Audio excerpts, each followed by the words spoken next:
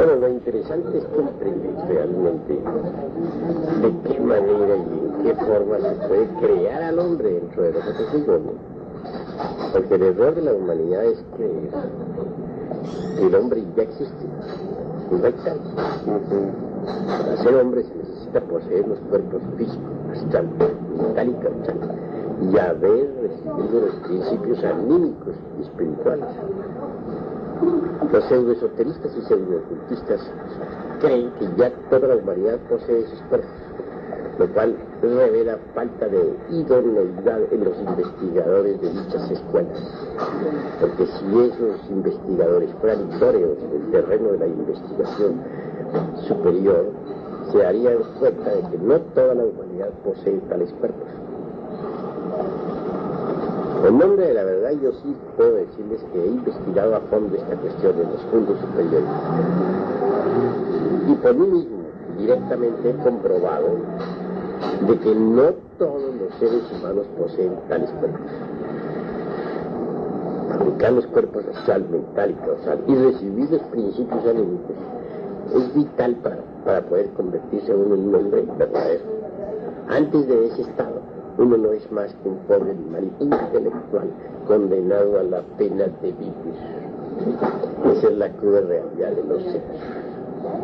Bien, pero vamos a ver cómo se crean el cuerpo astral, cómo se crea el cuerpo mental, cómo se crea el cuerpo causal. Eso es importantísimo. El fundamento, pues, de toda la gran obra está en la elaboración del mercurio. Y para elaborar el mercurio se necesita un sencillo artificio, que es el secreto del secretorum de la gran obra. Ese sencillo artificio no es más que el arcano AZN, que podríamos formularlo en la siguiente forma: conexión del lingam yoni sin eyaculación del enselium.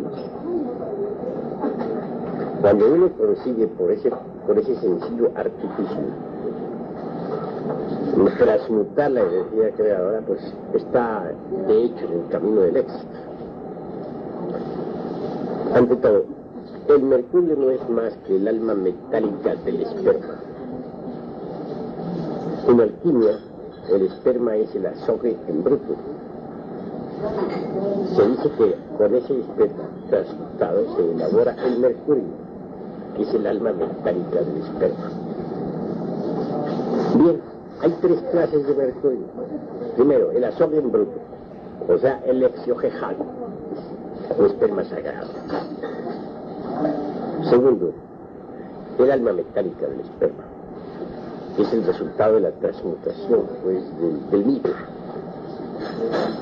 Esa alma metálica, esa energía creadora, que asciende por los cordones ganglionares, espinales, hasta el cerebro. El tercer mercurio es el más elevado, aquel que ha sido fecundado por el azufre. En alquimia, el azufre es el fuego sagrado. No ignoran los esoteristas o orientalistas que cuando las corrientes positivas y negativas del mercurio hacen contacto en el triveni cerca del hueso con oxígeno, por inducción eléctrica despierta una tercera fuerza que es el kundalini. Este kundalini es estudiado como fuego únicamente, el fuego serpentino, anular, que se desarrolla en el cuerpo de la zeta, es el azufre. Obviamente que cuando las corrientes positiva y negativa del mercurio hacen contacto en el triveni cerca del hueso con oxígeno, despiertan al fuego. Entonces el fuego sagrado o azufre se mezcla con esas corrientes del mercurio. Y de tal mezcla resulta, pues, el tercer mercurio, que es aquel que ha sido fecundado por el azufre. Mezcla de mercurio y azufre asciende por el canal medular espinal de la anacoreta hasta el cerebro, despertando en los centros superiores del cerro. Bien, pero el excedente de ese mercurio fecundado por el azufre es el que viene a servir para la creación de los cuerpos existenciales superiores del ser. Cuando el mercurio fecundado por el azufre cristaliza dentro de nuestra psiquis y dentro de nuestro organismo en general, con las notas do, re, mi, fa, sol, la, si, se forma el cuerpo astral. De manera que el cuerpo astral no es más que mercurio fecundado por azufre. Cuando, mediante una segunda octava, do, re, mi, fa, sol, la, si, cristaliza el mercurio fecundado por el azufre, asume la figura del cuerpo mental. De manera que el cuerpo mental es azul, mercurio también fecundado por el azufre, en una segunda octava. Pero cuando cristaliza el mercurio fecundado por el azufre en una tercera octava con las notas do, re, mi, fa, sol, la, si, se forma el cuerpo causal. Un hombre que tenga los cuerpos físicos, astral, mental y causal es un hombre de verdad, que recibe los principios anímicos y espirituales. Un hombre auténtico. Antes de eso, no sé eso, si es animal intelectual, pero no. Ahora, bien vale la pena comprender todas estas operaciones de la SOBE, o del mercurio. Para eso trazaré aquí un dibujo específico definido, ¿no? Como una especie de botella primera, ¿no? Que la llamaría yo el primer mercurio, ¿no? Primer mercurio. O sea, asobe, ¿no? Sí. Asobe. Igual esperma, ¿no? Sí. Esperma. Pero esa primera botella, el primer recipiente da origen a un segundo recipiente, que es el segundo mercurio, ¿no? El segundo mercurio.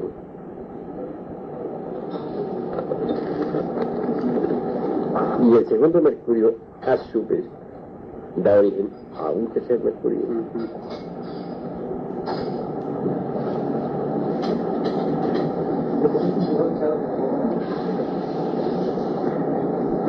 Tercer mercurio. Esos serían los tres. Es el mercurio fecundado por el azufre. A ese tercer mercurio es el más importante. Porque el tercer mercurio es bastante importante. Es lo que llevaríamos en lo que se llama en los griegos el famoso archeo, o archeus. Normalmente le dicen el archeo, en griego, el famoso archeo. De ese tercer mercurio, que es el archeo, salen los cuerpos existenciales superiores del ser. También encontramos el arché en el macrocosmos. Arché macrocósmico.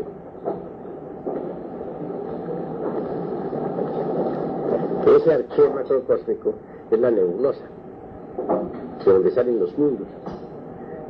¿Qué es la nebulosa? Es el arché macrocósmico. Es una mezcla de sal, azufre y mercurio. También aquí está la sal en el azufre y el mercurio. La sal está contenida en el esperma sagrado y se sublima con las transmutaciones. De manera que en el arché del microcosmos hay también sal, azufre y mercurio. Y en el esperma del macrocosmos, en el arché del macrocosmos. ¿Cuál viene a ser la sal aquí, maestro? La sal está contenida en las secreciones sexuales. Sal, sin sal. Pero que pasa por distintas sublimaciones. Sí.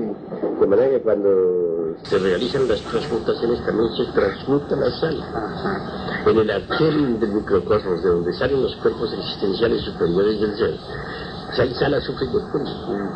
En el archel del macrocósmico también sal, azufre y mercurio, ¿no? Sal, azufre y mercurio en el arché del microcosmos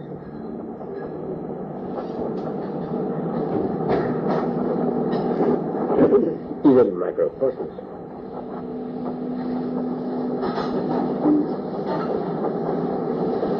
Sí, maestro. De ese archivo sale del macrocosmos. Ahora, ¿qué es una nebulosa? En una nebulosa sale el archivo del macrocosmos, sale a Mercurio, de allí salen las unidades cósmicas, los mundos. O sea que se confirma aquí que más arriba... Aquí abajo tiene que lo mismo. Si allá arriba, para que los mundos salgan, se necesita, que surja la existencia se necesita de la materia prima, que es el archivo, mezcla de sal, azufre y mercurio. Aquí abajo en el microcosmos, donde hay que elaborar también nuestra nebulosa particular individual con sal, azufre y mercurio hacia arriba. Y de ella surge, como allá arriba, los mundos. Aquí surgen los cuerpos existenciales superiores. Lo que el gran arquitecto del universo hizo en el macrocosmos, nosotros lo tenemos que hacer aquí en pequeño, dentro del microcosmos, porque tal como es arriba, es abajo. Así es como vienen a surgir los cuerpos existenciales superiores del ser en el hombre. ¿Me han entendido? De manera que entonces se necesita crear el archivo dentro de nosotros. El archivo es sal, azufre, mercurio. Tanto arriba como abajo. Creado pues el archivo, ese archivo viene a cristalizar en los cuerpos. Un cuerpo es una mezcla de sal, azufre y mercurio. Tanto en lo físico como en lo astral, en lo mental o en lo causal. Ese es pues el asunto, ¿no? ¿Y cómo se fabrica el archivo? Entonces ahí viene la cuestión de las botellas, ¿no? Primer mercurio, segundo mercurio, tercer mercurio, pues, ¿no? 3 mercurios, 1, 2 y 3. El tercer mercurio ya es el archivo. Con eso es que se hacen los cuerpos. De verdad que esto, Gurdjieff lo habla desde un punto de vista ya del hidrógeno expansivo, no sé qué, a grosso modo como para disfrazar la cosa o como para alegorizarla más que todo. Nosotros lo estudiamos desde el punto de vista alquimista, a la luz del laboratorio de la alquimia, para llegar a comprenderlo mejor, debidamente estructurado, en forma logística. Ahora, ya fabricados los cuerpos, entonces necesitamos perfeccionarlos. Para convertir esos, ¿para qué? Para que esos cuerpos se perfeccionen se necesita forzosamente eliminar el mercurio seco. ¿Y cuál es el mercurio seco?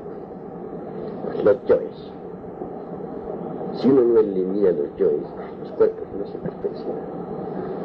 Y los cuerpos que no se perfeccionan no pueden ser recubiertos por las distintas partes del ser. Para que los cuerpos puedan ser recubiertos por las distintas partes del ser deben perfeccionarse, convertirse en vehículos de oro puro.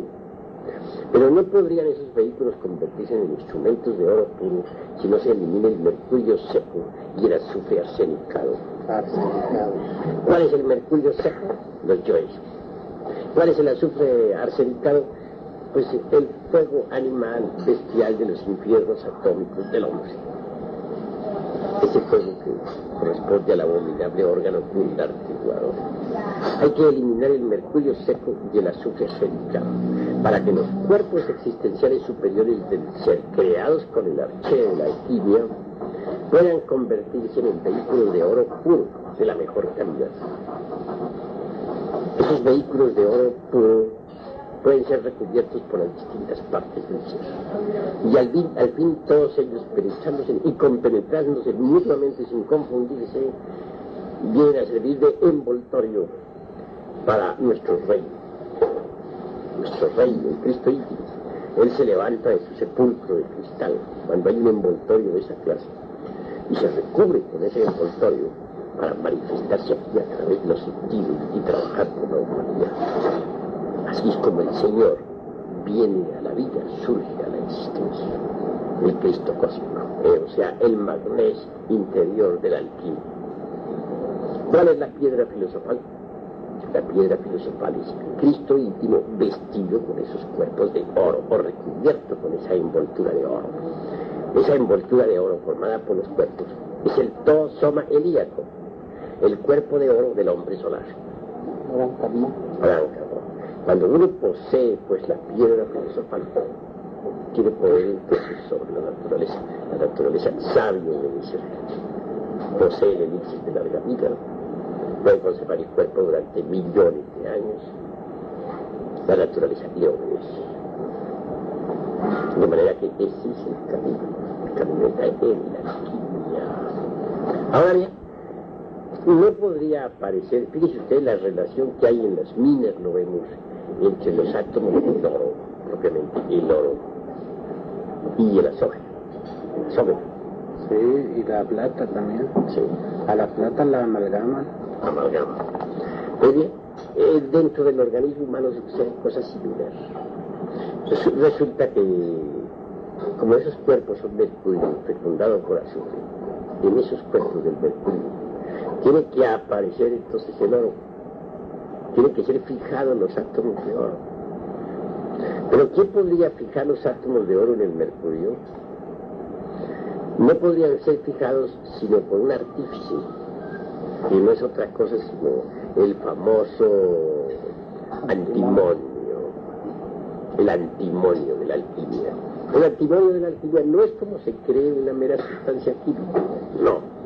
En la alquimia el antimonio es una de las partes de nuestro ser, habilísima en la transmutación del plomo en oro.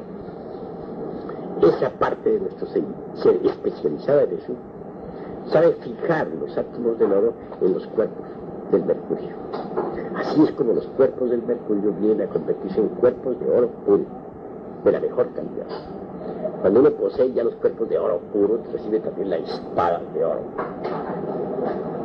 Ya uno es un arcángel con espada de oro puro, de la mejor calidad.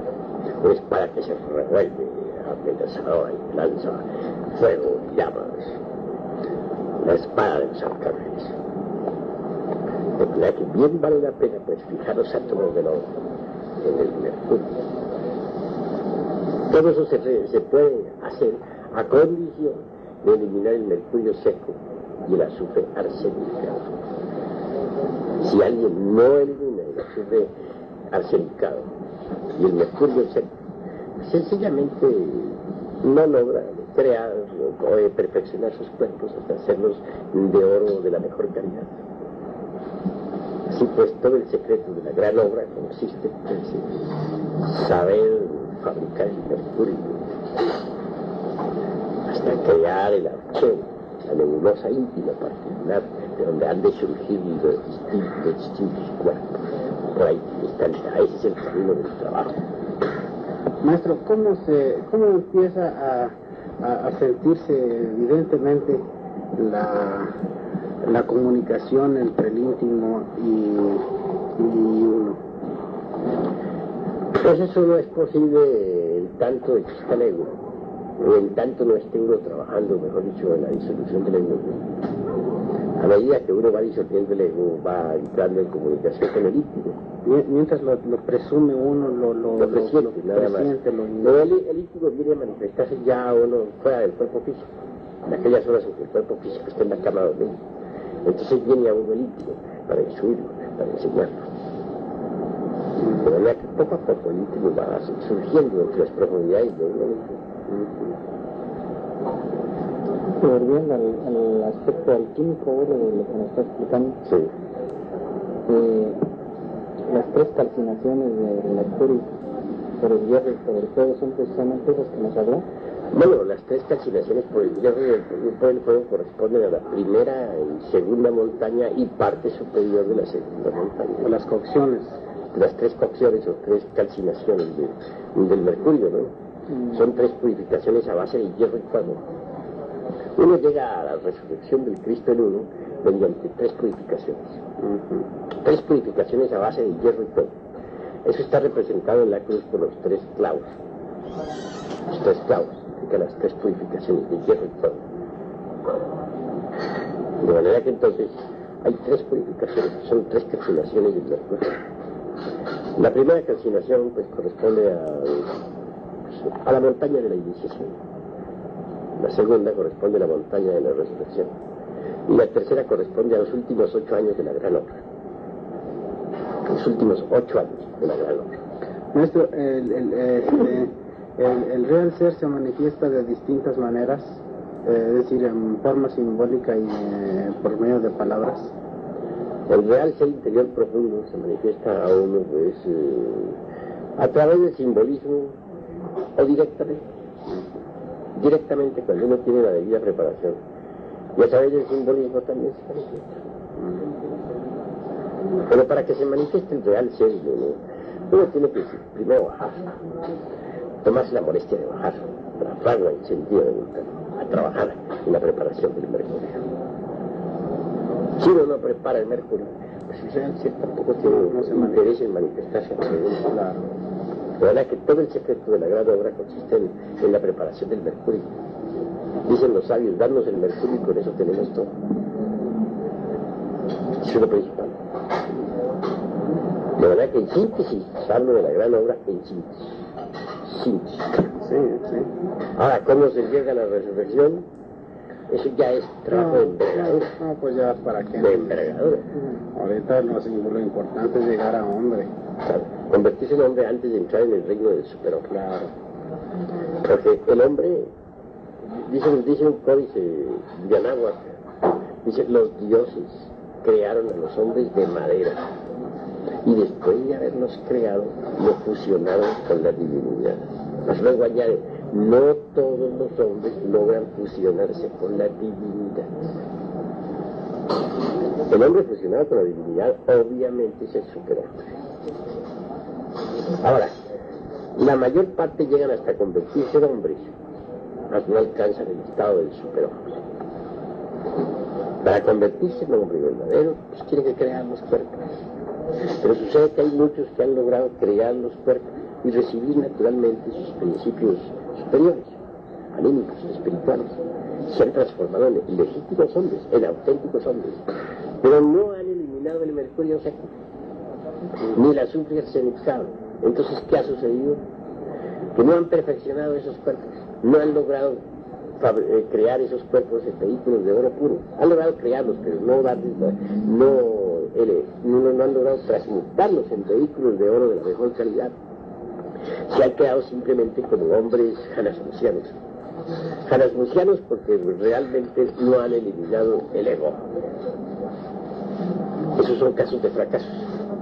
¿Y el doble efecto de gravedad, maestro? Sí quedan con doble centro de gravedad. Una parte de su conciencia es el hombre interior profundo, el ser, vestido con los cuerpos de oro. Pero la otra parte es la conciencia, vestida o embotellada entre los distintos yoes, formando el ego. Entonces quedan convertidos en magos blancos y negros a la vez. Janasmusen con doble centro de gravedad. Es decir, son abortos de la madre cósmica, fracasos. Maestro, ¿qué será el caso de, no sé, Andramelech? Andramelech es un caso de Janasmusen con doble centro de gravedad. Uno invoca a Andramelech en los mundos superiores y se encuentra que es un trono. Pero en otras ocasiones no viene el trono, sino viene el mago negro Andramelech. Y es el mismo, con doble centro de gravedad. Es un Janasmusen. Un Janasmusen es un fracaso de la gran obra. Un aborto de la madre cósmica. La madre cósmica es la asignatura astral del esperma sagrado. Es la estrella resplandeciente que brota dentro del mar, dentro del caos metálico, es el esperma. Es la parte ígnea del mercurio. Sí, es la parte ígnea del mercurio que nos guía y dirige la gran obra,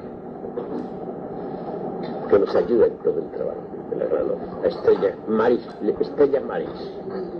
la Virgen del Mar, que surge de ese mar interior que uno carga, que es el esperma, que ahí surge esa estrella que no es otra cosa sino por eso la estrella de la mar asignatura ígnea del mercurio. Por eso la estrella de mar es de 5 puntas. Sí. Stella Maris. Estrella Maris. Esa es la estrella simbólica que guía a los tres magos, ¿verdad? Pues sí, la estrella simbólica que guía a todos los magos, a que dirige la gran obra. Estrella Maris. la asignatura astral del esperma sagrado. La madre divina Kundalini, Shakti. Así es que hay que saberlo entender. Con ella se realiza la gran obra.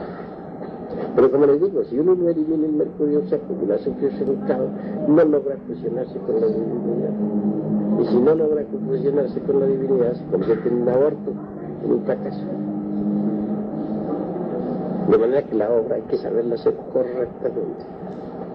El antimonio está dispuesto a fijar los átomos de oro en el mercurio, a condición de que nosotros eliminemos, con ayuda de Stella Maris, eliminemos el mercurio seco de las sulfias séricas.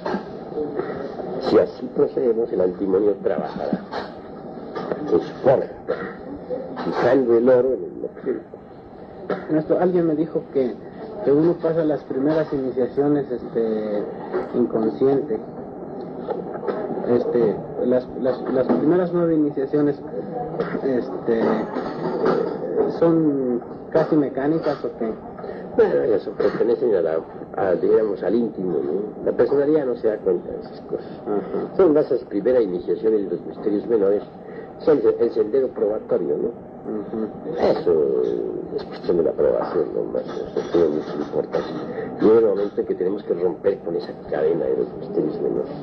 Lo fundamental para nosotros son las 8 grandes iniciaciones de misterios mayores.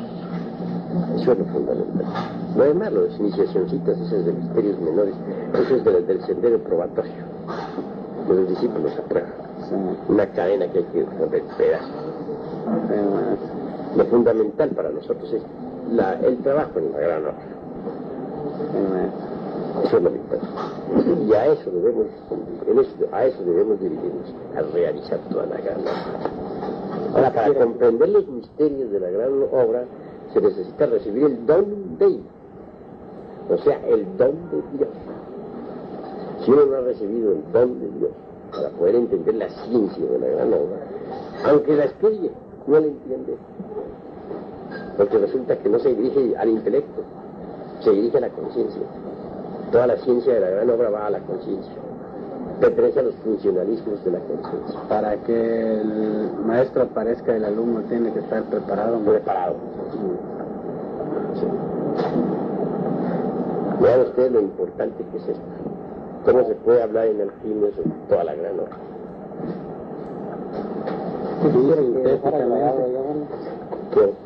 El simbolismo como yo sé que es alquímico, el simbolismo de los 3 Reyes Magos. Bueno, los 3 Reyes Magos son los colores de la sal, los colores, mejor dicho, de que presenta el mercurio cuando uno está purificando los cuerpos. Se dice que en el crisol, entonces el crisol, hay que saber dónde está el crisol sexual. El mercurio da un color negro en principio, un color blanco después, luego prosigue con el amarillo y luego culmina con el rojo.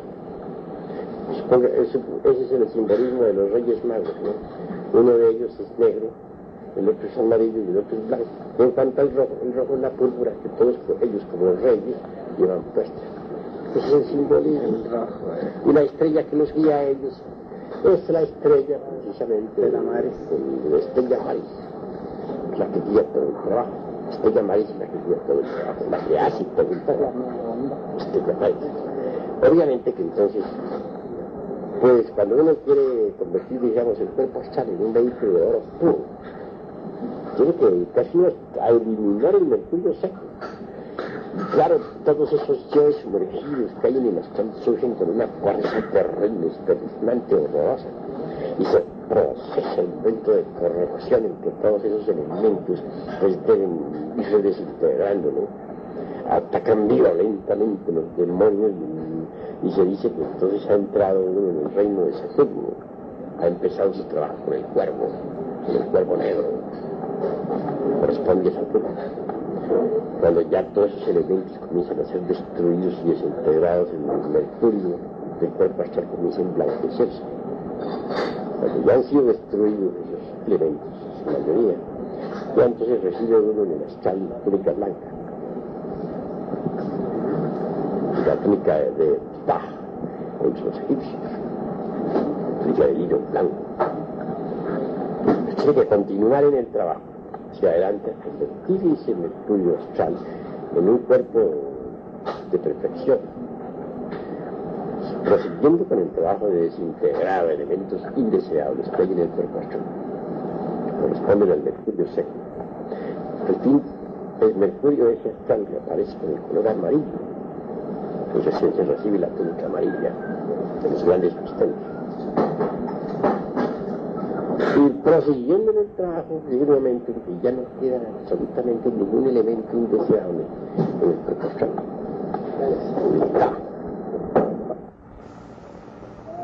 Cuando ya todo el cuerpo astral, repito, pues ha sido purificado y perfeccionado, que ya llega, ya ha podido entonces, dijéramos, el antimonio, que es una de las partes de nuestro ser, fijar los átomos de oro en ese mercurio, entonces ese cuerpo astral tiene que quedar de oro puro. Cuando ya es de oro puro, entonces se lo traga la Divina Madre Kundalini y se recibe la púrpura, la túnica de púrpura, la púrpura de los reyes. Vean pues ustedes los colores negro, blanco, amarillo, y luego la púrpura que llevan los reyes, rojo. El mismo proceso se da para el mental, para el causal, hasta que cada uno de esos cuerpos sea de oro. Y no podría verificarse, dijéramos, la resurrección del Cristo íntimo en el corazón del hombre, en tanto no estén los cuerpos todos convertidos en vehículos de oro puro. Ya de convertidos todos en vehículos de oro puro de la mejor calidad, se penetran y compenetran mutuamente sin confundirse, formando el famoso tosoma helíaco, el cuerpo de oro del hombre solar, que sirve de envoltorio para el Señor, para el Cristo interior. Él se levanta de su sepulcro de cristal y viene aquí a la manifestación, se envuelve con el cuerpo de oro, se expresa en carne y hueso como un Mahatma resurrecto, para enseñar a la humanidad, para trabajar por la humanidad. Ese es el objetivo. Pero ya van viendo ustedes el significado de los Reyes Magos y de la estrella. En cuanto al niño, ese niño es el Cristo íntimo. El niño que adoran los Reyes Magos, el Cristo íntimo, que tiene que pasar por todo el drama cósmico. Durante el proceso de la alquimia, el Señor interior profundo trabaja terriblemente. Él en el fondo es ya el dirigente de la gran obra, porque la misma Estrella Maris trabaja bajo su dirección. Él es el jefe de la obra. De manera que cuando ya el Señor interior profundo ha terminado la totalidad de la gran obra, entonces es claro que Él resucita de nuevo. El Señor interior profundo, el Cristo íntimo, nace como un niño en el corazón del hombre y tiene que desarrollarse durante el trabajo esotérico. Tiene que vivir el drama cósmico dentro de uno mismo y tiene que trabajar terriblemente dentro de uno mismo, porque se hace cargo de todos nuestros procesos emocionales, volitivos, emocionales. En una palabra, se hace hombre entre los hombres y sufre las mismas tentaciones de la carne que todos, y tiene que vencer y triunfar hasta salir triunfante. Cuando ya sus vehículos todos son de oro, él ha triunfado. Ya puede darse el lujo de vestirse con esos cuerpos y venir al mundo de la carne para vivir como todo un adepto resurrecto, triunfante y victorioso. Por eso es que para el Señor interior profundo, que es el Cristo íntimo, son todas las alabanzas, todos los honores, porque solo Él es digno de toda majestad y honra, porque Él es nuestro verdadero Salvador. Esta es la esencia del Salvator Salvandus, de que se habla en el gnosticismo universal. Él quiere que salvarnos desde adentro. Él es el Salvador interior, el jefe de la gran obra, el director del laboratorio, el magnesio interior de la alquimia. Y vestido él con los cuerpos de oro es la piedra filosofal, la gema preciosa, el carbunclo rojo. Quien posee esa piedra tiene el elixir de larga vida. Quien posee esa piedra tiene la medicina universal. Quien posee esa piedra tiene el poder de transmutar el plomo en oro, los polvos de proyección, etcétera, etcétera, etcétera. Esa piedra es muy, dijéramos, dúctil, elástica y perfecta, ¿no? Es fusible, se puede echar entre el fuego como la manteca, sin que se pierda. Uno puede echar manteca entre una sartén, por ejemplo, y no se pierde. Es posible. Así es la piedra filosofal, se sostiene entre el fuego. Se puede perder, dijéramos, el espíritu metálico de la piedra es el Cristo íntimo. Ese espíritu metálico puede evaporarse. ¿Cuándo? Cuando un metal se funde. ¿Cuándo se funde un metal? Cuando se derrama el vaso de Hermes. Entonces se funde un metal, hay una reducción metálica del oro en tal o cual cuerpo. Y eso da origen a que aquel magnesio interior se escape. Entonces se dice del sabio que ha perdido la piedra filosofal, que la ha disuelto entre el agua. Cuando se cae el bodhisattva. Bueno, hablando de ese lenguaje ya fuera de la gran obra tosco y rudo, ¿no? Diría que cuando se cae el bodhisattva, ¿no? Pero realmente en alquimia se dice claramente, dice cuando se echa la piedra al agua, cuando se disuelve en agua en día sábado. El día sábado, ¿por qué el día sábado, maestro? Pues hay que entenderlo esotéricamente, sábado de Saturno y es el reino de la muerte. Quien disuelva su piedra en agua, pues la pierde y queda sin la piedra. Y aquello del séptimo día de descanso que honraban los antiguos, ¿qué significado tiene? Eso está relacionado con la gran obra. Todo el Génesis está relacionado con la gran obra. El primer día del Génesis corresponde al trabajo en el abismo y el primer sello del Apocalipsis. El segundo día del Génesis corresponde al trabajo con las aguas, la vida, todo eso, el cuerpo vital. El tercer día del Génesis corresponde al astral, cuarto día del Génesis al mental, quinto día del Génesis al causal, sexto día del Génesis es al sexto sello del Apocalipsis, ¿no? Al búdico o invisional. Y luego pues el séptimo sello, séptimo día de la creación es el día de descanso, porque el trabajo se hace en 6 días o periodos de tiempo. Al séptimo hay descanso.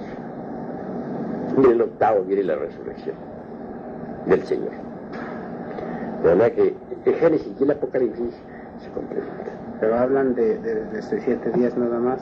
Sí, cada día de esos es un año. ¿Cósmico? Sí, un año terrestre, un año humano, porque la gran obra en síntesis se realiza en 8 años. Y ya en síntesis la parte superior de la gran obra son 8 años, ¿no?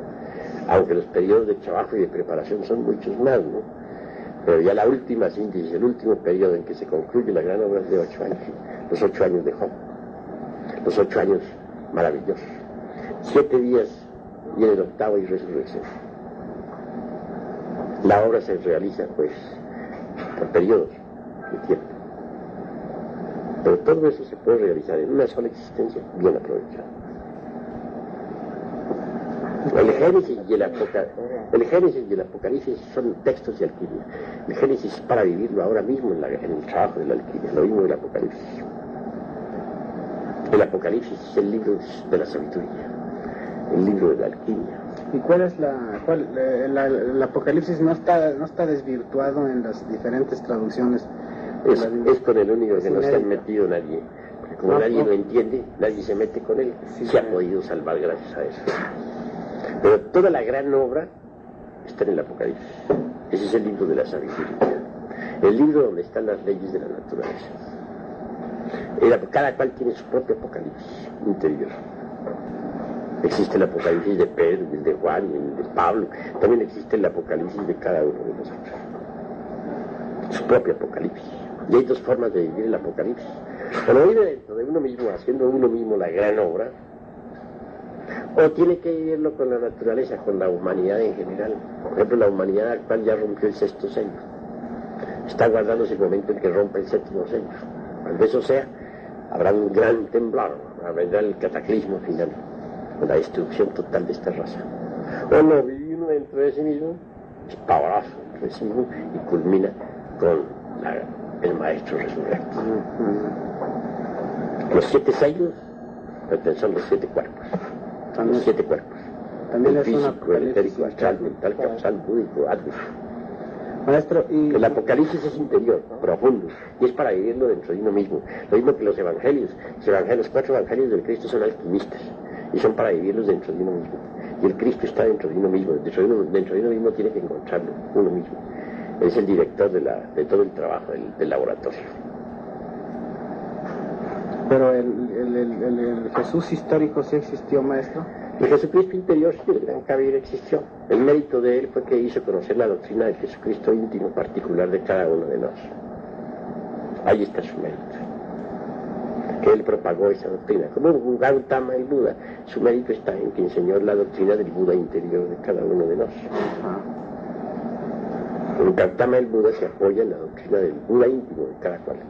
Y el Cristo y Jesús de Nazaret hace conocer la doctrina del Jesucristo íntimo de cada uno de nosotros. Porque Jesús es Yeshua, y Yeshua es Salvador.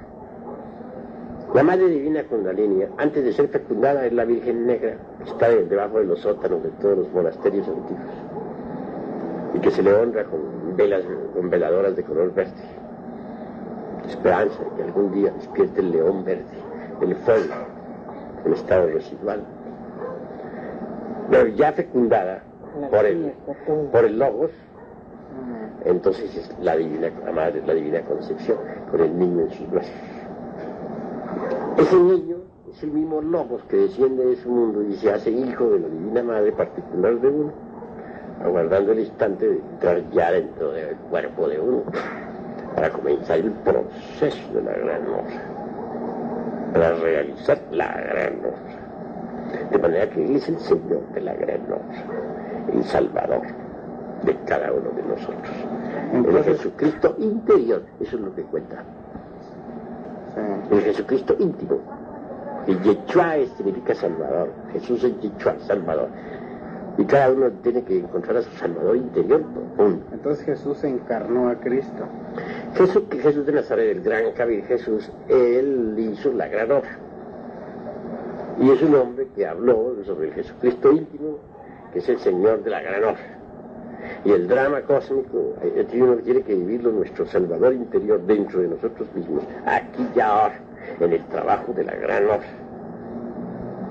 Los tres traidores, por ejemplo, que son Judas, Pilatos y Caifás, son tres demonios. Judas es el demonio del deseo, que cada uno lo carga en su interior. Pilatos es el demonio de la mente, y en cuanto que siempre encuentra disculpas, justificaciones y evasivas para sus peores errores.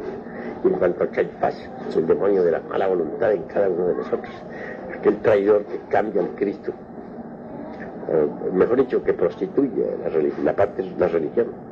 Caifás, en un sacerdote, ¿qué es lo que hace? Convierte el altar en lecho de placer y copula con las devotas y vende sacramentos. Y cada uno carga a Caifás adentro. ¿Verdad? Judas, Pilatos y Caifás son los tres traidores que traicionan al Cristo íntimo. Ellos son los que lo entregan a la muerte. Y todos los millones de personas que piden su muerte son los yoes de uno, que gritan, crucifixia, crucifixia. Y nuestro Señor interior profundo es coronado con corona de espinas y es azotado. Y eso lo puede ver todo místico. Y por último es crucificado. Al fin baja de su cruz y es colocado en su sepulcro. Y después, y con su muerte, él mata a la muerte. Y lo último que hace es, después resucita en uno, vestido con los cuerpos de oro puro, de cuerpo, es ya el tercer año, y vestido con los cuerpos de oro puro. Entonces, es ahí que tenemos ya la piedra filosofal. Dichoso el que la tenga, porque ese ya, pues es un maestro resurrecto. Son los misterios del Evangelio que son para vivirlos aquí y ahora y dentro de nosotros mismos. La vida, pasión, muerte y resurrección del Cristo no es algo estrictamente histórico como creen las gentes. Es algo de actualidad inmediata y que cada uno de nosotros tiene que realizar en su trabajo de laboratorio. Esa es la cruda realidad de los hechos. No es algo que corresponde al pasado, que sucedió hace 2000 años, no, señor. Es algo para vivirlo ahora. Y yo les doy testimonio de todo eso, porque a mí todo eso me ha tocado vivirlo. En estos precisos instantes, mi Señor interior profundo está entre sus santos sepulcros. En el año 1978, mi Señor interior profundo resucitará en mí y yo en él, para poder hacer la gigantesca obra que hay que hacer por la humanidad. Y será Él el que la hace, no mi insignificante persona que no es sino un instrumento. Pero él sí es perfecto, y él la hace, porque él es perfecto. Ahora yo estoy dando testimonio de lo que me consta, de lo que he vivido. No de lo que otros escriban, no dejen de escribir. Yo digo lo que me consta. Esa es la cruda realidad de los hechos. Yo lo encarné hace mucho tiempo. Nació en mí un niño pequeño, cuando recibí la iniciación de Tiferet. Luego él tuvo que crecer y desarrollarse como un significante persona.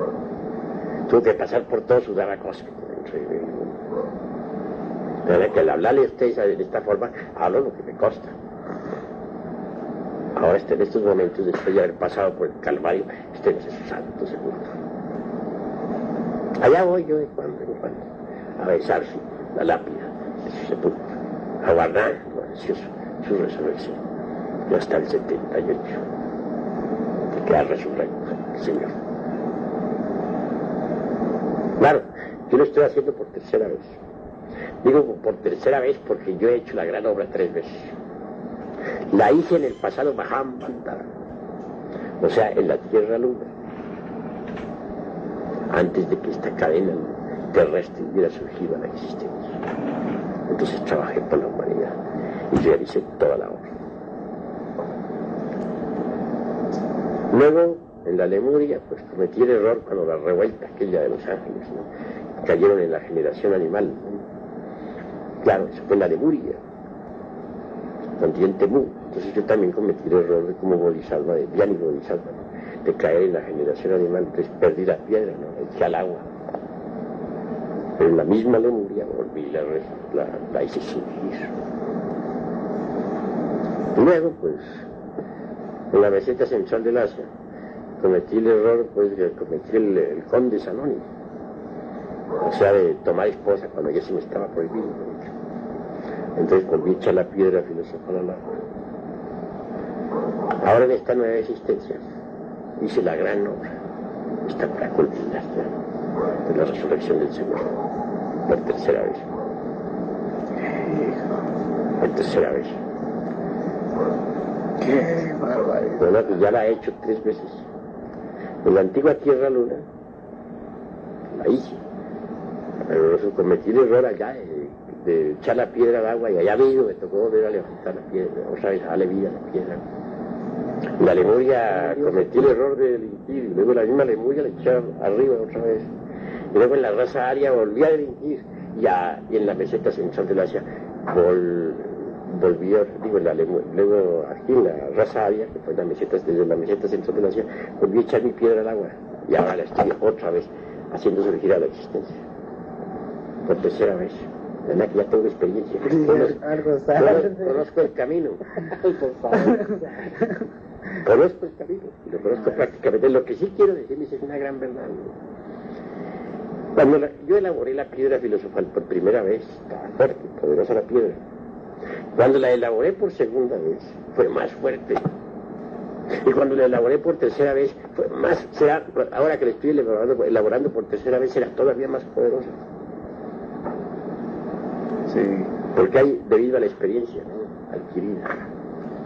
Porque hay un principio muy inteligente que ustedes deben entender. Un hombre puede luchar mucho y transformarse hasta llegar a la unión con Dios. Hasta ahí progresa. Pero después de que llega a la unión con Dios un hombre, que Dios se manifiesta a través de ese hombre, diríamos que de ahí para adelante ya no hay ningún progreso, ¿no? Hasta que ya llegó a Dios, ya qué más, ¿no?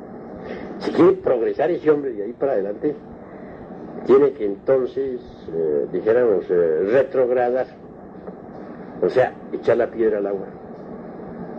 Queda sin la piedra, pero cuando le vuelve a dar vida a la piedra, entonces más penetrante esa piedra, más poderosa, avanzó extraordinariamente.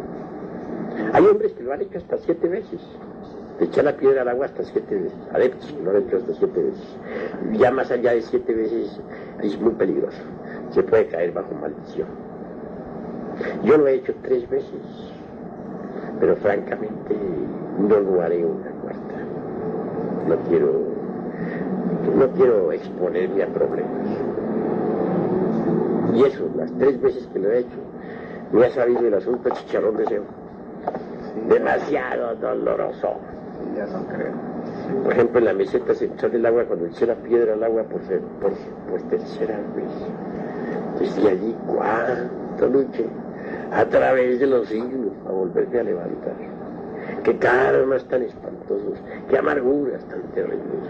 Solo ahora, después de haber sufrido mucho, pero mucho, es que la piedra filosofal está otra vez para renacer. Del 78 la tengo otra vez. Pero ¿a qué precio? Me eché toda la historia de la raza aria a volverla a levantar. ¿Verdad que eso es muy doloroso? Es un progreso muy peligroso.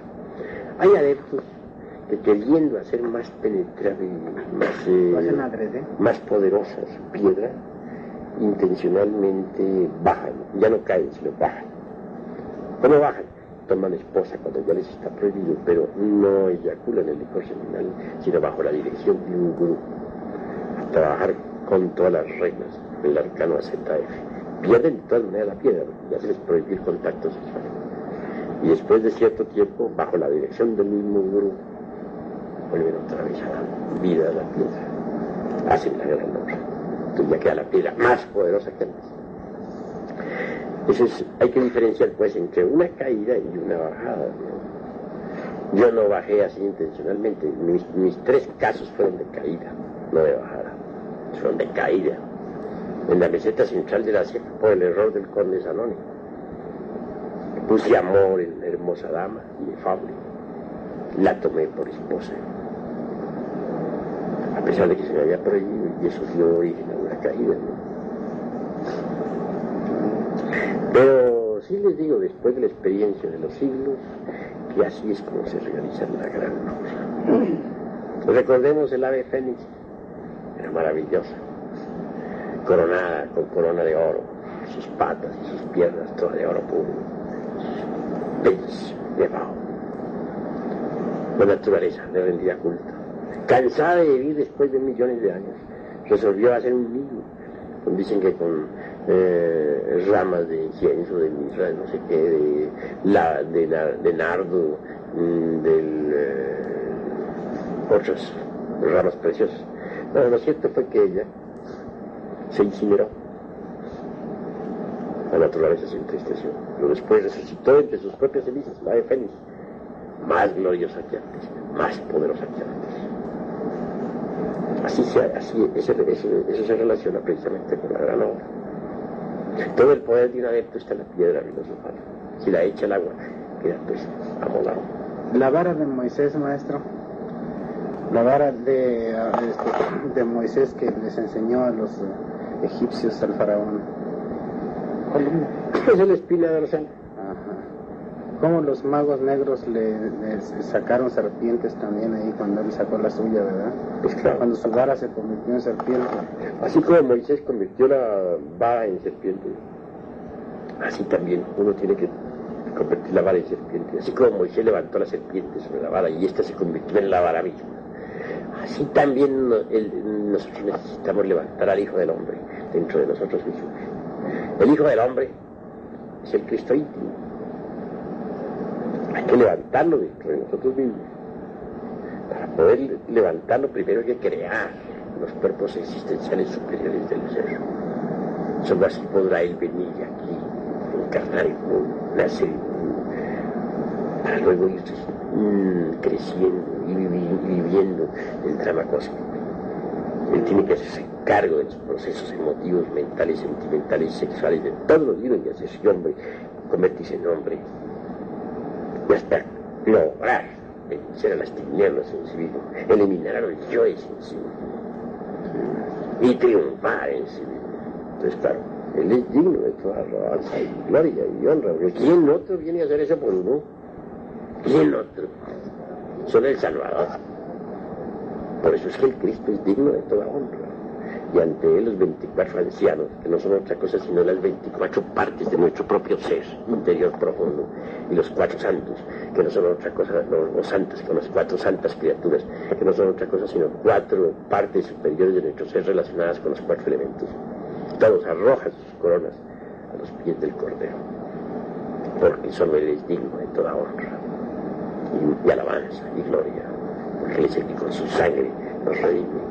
Esa sangre es el fuego, y el cordero, Él es el cordero inmolado, se inmola, vive en uno y se inmola completamente, y se hace un hombre común y corriente a luchar con las tentaciones, con los deseos, con los pensamientos, con todo, y nadie lo conoce, hasta que triunfa. ¿Quién otro hace eso por uno? Solo Él. Por eso se le dice el Cordero de Dios, que borra los pecados del mundo. Ese es el cristianismo esotérico, gnóstico, pero bien entendido. Ya que Él es el Salvador, el que con su sangre nos redime, se fue el fuego, porque Él mismo es el espíritu del fuego, que necesita un vaso de alabastro, un receptáculo para manifestarse. Y esos receptáculos son los cuerpos de oro puro que uno debe crear.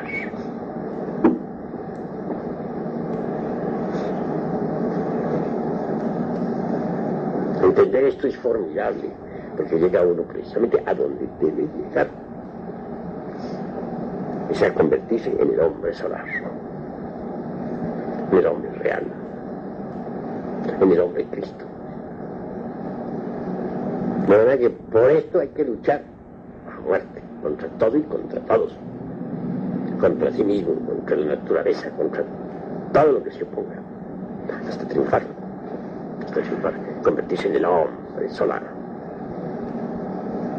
en el hombre Cristo. Esto no es cuestión de la evolución, no es cuestión de involución, ¿no? Esto es cuestión de revolución interior profunda. Esto se sale del dogma ese de la evolución y de la involución. Esto pertenece a la gran obra, y esta gran obra es revolucionaria. Mira la voluntad, maestro. ¿Ah? Ahí tiene que intervenir definitivamente. La voluntad.